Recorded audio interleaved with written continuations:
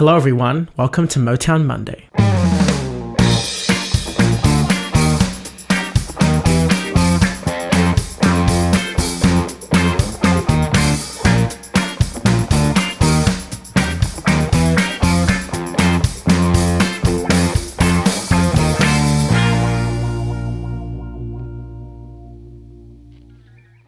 Welcome to Motown Monday, where each week I'll be breaking down the individual elements of a different Motown song. This week is all about the Stevie Wonder classic, Uptight, Everything's Alright. The song was released on November 22nd, 1965, and was written earlier that year by songwriters Sylvia Moy, Henry Cosby, and of course Stevie Wonder himself. The song has an interesting backstory, which, believe it or not, involves the Rolling Stones. See, Stevie Wonder had been touring with them earlier that year, and was incredibly inspired by one song of theirs in particular. And that was I Can't Get No Satisfaction, with its driving, pulsing rhythm. Stevie Wonder set out to write a song of a similar style and presented an instrumental riff and vocal part to Sylvia Moy, which became the basis for the chorus of the song we know now and gave them room to expand. The song was a huge success, with it reaching number 1 on Billboard's Hot Rhythm and Blues charts, number 3 on the Billboard Hot 100, and number 14 on the UK singles chart. This was Stevie Wonder's second number 1, with the first being Fingertips Part 2, and his first ever internationally charting single, effectively broadening his international audience. Now, the instrumentation is classic Motown, with a core rhythm section of drums, bass, guitar, and piano, additional instrumentation of a horn section, all supporting Stevie Wonder's amazing vocal.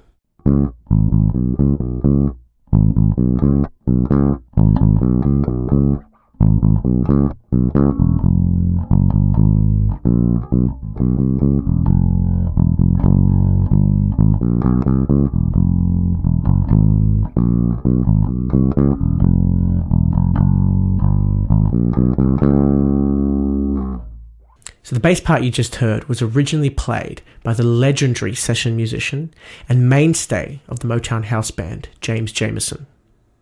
And it's a great example of not only his contribution to the Motown sound, but bass technique as a whole. So from that first downbeat, we hear that incredibly catchy riff. Sounds something like this.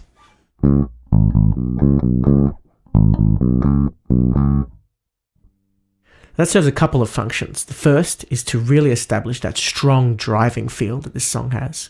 But the second is to outline the mode the scale is in and the tonic of the song. So on each strong downbeat, he plays the note C sharp, which is our tonic, but he also uses a lot of the note B. Now that is our flattened 7th scale degree, effectively creating the C sharp mixolydian mode. Now, the chords further outline this as they play the chords C sharp major and B major. Now, that flat 7 chord is a strong feature of many blues, rock and roll, and Motown songs from that era. After the intro part, the bass part changes dramatically, becoming a syncopated and rhythmically charged pattern full of chromaticism. Here's an example of that.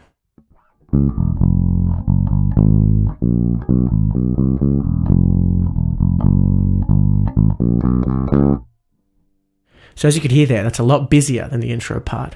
And it's also a lot longer than the intro part. So basically we have the note C sharp, E, F, our major 3rd, F sharp, just continues up each fret, G, G sharp, there's a chromatic run right there.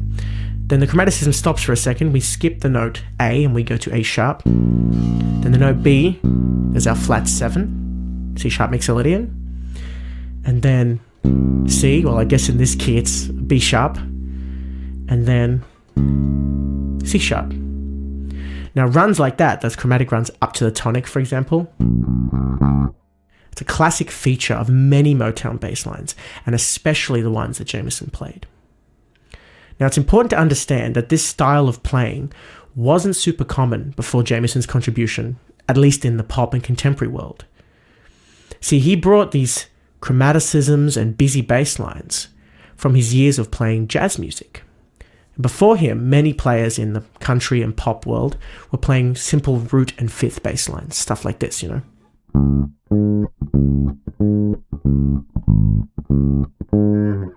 There's nothing wrong with that, but it's definitely not as interesting or exciting to listen to. See, Jameson's years of playing jazz taught him that he could move between chords with chromatic passing tones and arpeggios, and this is something that he really relied on, and it's such a unique part of the Motown sound.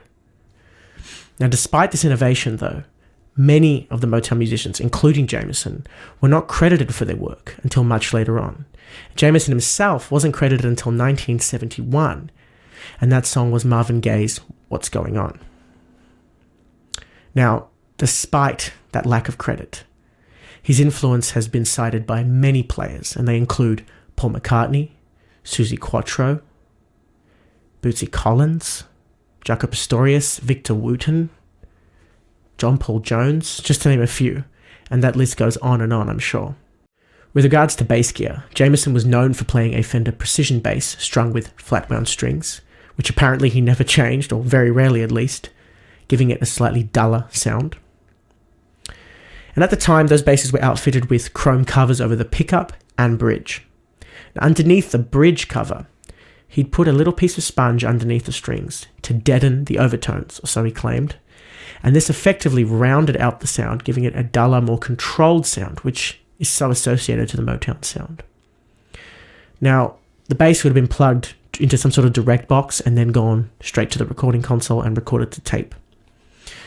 Now, Jameson was known for his use of only his index finger when playing in bass parts, which is a little rarer by today's standards, but it makes sense as he came from the jazz world.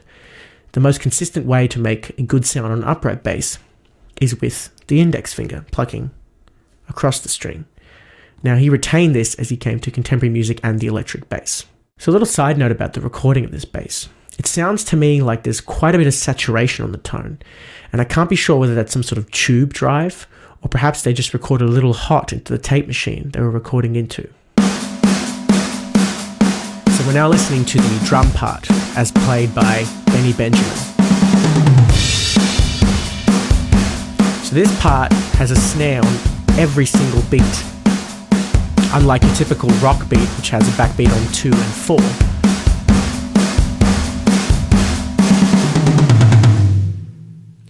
So, ending there with that amazing, almost rock fill, with the big snare and toms coming down, all 16th notes.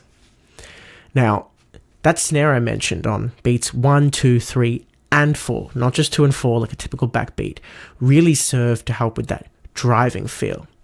And now, what's interesting about that is it's quite a common Motown thing, but also, as Stevie Wonder was inspired by the Rolling Stones song, Can't Get No Satisfaction, they have very similar drum feel, actually, if you listen to the two side by side. Now, in terms of the drum kit, it's probably quite a simple kit made up of pieces from Ludwig, Slingerland, Rogers, and Gretsch kits, with a simple setup consisting of a kick, snare, hi-hats, 1 rack tom, and 1 floor tom. Sometimes this was paired with 1 or 2 crash cymbals depending on the session. Sounds to me like 2 in this session.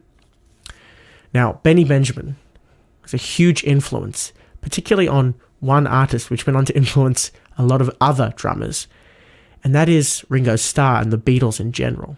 And what's interesting is if you listen to the Beatles' drum parts, especially their drum fills, you can hear a lot of these similar big tom fills. Think about, for example, Come Together drum part.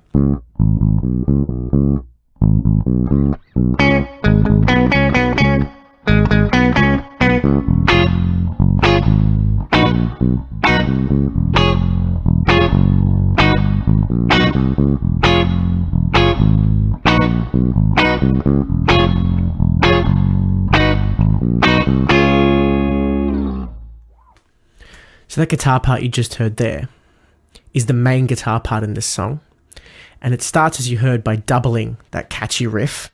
I think that just serves to give the riff a little bit more push. The more instruments double it, the more push it has.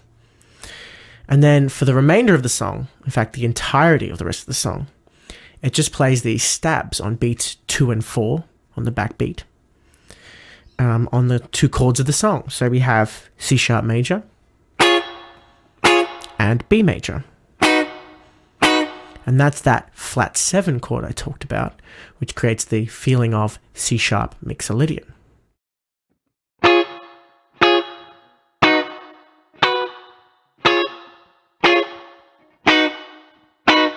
As far as finding information on who played on this session, there really was literally no information available there, so we can only speculate. In terms of gear, however, they were probably using some sort of a Fender guitar, maybe a Gibson of some kind, but it could have been a Strat or something. And they were playing probably through an amp with quite a bit of reverb, maybe a Fender Deluxe reverb, a twin reverb. However, they were also known for going direct into the very same DI boxes that the bass players did. And then they would have added reverb in post with some sort of a chamber or maybe a plate reverb.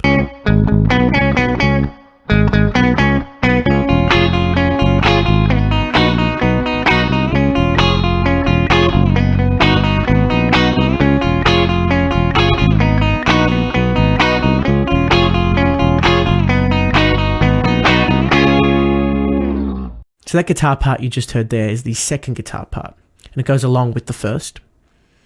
And it plays the same 2 chords, so we have C sharp major and B major. But it plays them a little bit differently. Instead of stabbing on beats 2 and 4, it arpeggiates, sort of to counter the other part and fill in the gaps.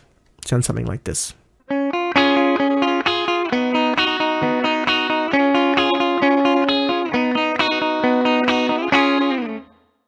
And that just serves, like I said, to fill in the gaps where the stabs are happening.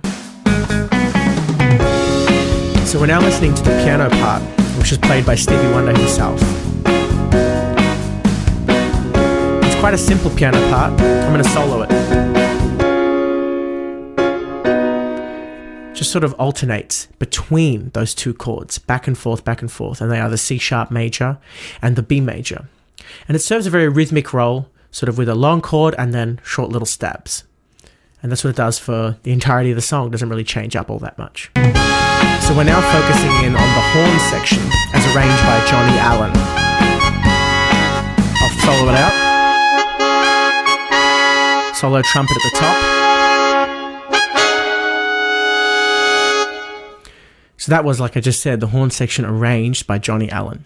Now, unfortunately, information on who the players were is impossible to find, as, like I mentioned, many of the players in the Motown catalogue are uncredited, which is a shame.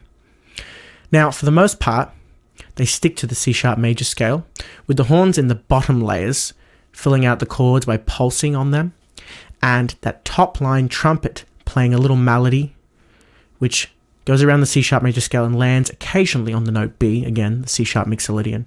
It lands on that quite a few times, actually. And this trumpet part, with the other lines, happens at the end of each chorus, sort of bookending like a little instrumental break. Baby, everything is alright. Uptight, out of sight. Baby, everything is alright. Uptight, out of sight. I'm a poor man's son from across the railroad tracks. The only shirt I own is on my back, but I'm the envy of every single guy, since I'm the apple of my girl's eye. When we go out stepping on the town for a while, my money's low, my suit's out of style, but it's alright if my clothes are new and out of sight, because my heart is true. She says, baby, everything is alright. Uptight and out of sight. Baby, everything is alright. Uptight, clean out of sight. Oh yeah, yeah. Clean out of sight.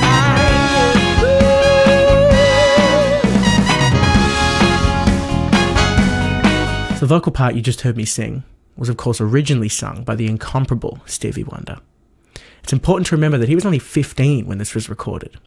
It's amazing to hear just how much raw emotion and power he has for someone of that age.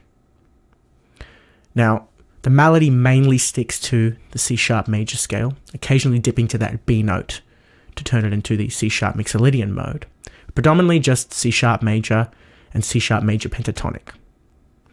Now, funny story about this song was that Sylvia Moy, the songwriter, didn't have time to print the braille for Stevie Wonder. So between each phrase, she would sing him his next phrase before he would then have to sing it. That's a crazy feat, and it goes to show you the ingenuity they had at that time dealing with unfortunate circumstances. So that was my breakdown of Uptight, Everything's Alright by Stevie Wonder. Now I can't stress enough just how much of an impact this song had on Stevie Wonder's career and the Motown catalogue in general. So feel free to like, subscribe, share, comment, and also check out the last video I did on Papa Was a Rolling Stone. And I'll see you in the next Motown Monday.